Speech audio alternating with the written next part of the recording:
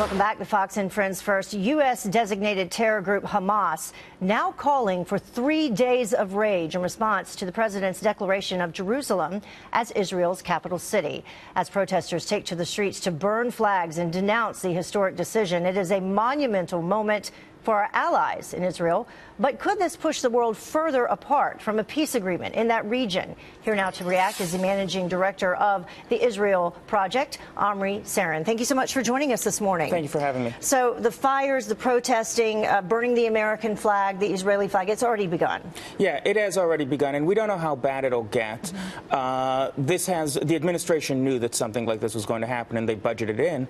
But what they decided was that the cost of not doing it was outweighed by the cost of doing it. Really, what they wanted to make sure was that the president lived up to his campaign promise, which was to recognize Jerusalem as the capital Right, of and Israel. moving the U.S. embassy to Jerusalem as well. That's right. He began the process of locating a place, building it out. You know, this will take years, and the administration's been very forthright that it'll take years. We have standards for our embassies. It takes time. And is that a compromise in a way? Because from what I understand from some of the reports I've read, there was a place where they could have, opened it almost immediately. Yeah, we have a couple of places in Jerusalem where we can place our diplomats, and they're all candidates. But really what the president wants to make sure and the administration wants to make sure is that the process is followed, that there's security when it finally opens. You know, the State Department has very strict guidelines on these things, and it takes years. And Benjamin Netanyahu used the word courageous and just in terms of what President Trump announced yesterday. I think that that's exactly right. The president faced international opposition. He faced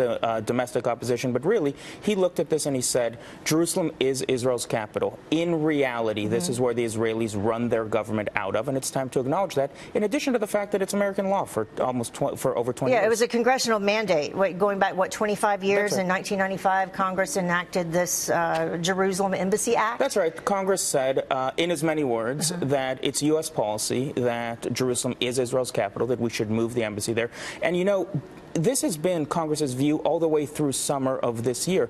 In June of 2017, there was a Senate resolution that passed 90-0 calling on the president to recognize Jerusalem as Israel's capital, which is why it's so absurd that Democrats are coming out against him right now. That's what I was going to ask you. Yeah. So why are Democrats against it now? Because it's President Trump versus President Obama? This is one of the things people are talking about this morning. It's very difficult to figure out why Democrats like Senator Feinstein, who just a few months ago was saying that the embassy should be moved and that Israel's capital should be recognized, is now coming out against it and saying that it's a bad idea. Yeah, in terms of the UN and former President Obama, who I just mentioned, he didn't do Israel any favors there, though. No, in fact, almost exactly a year ago, we were looking at a situation in which the Obama administration was twisting arms with some countries, working with other countries to actually deny Israel's right to all of their historic capital in Jerusalem.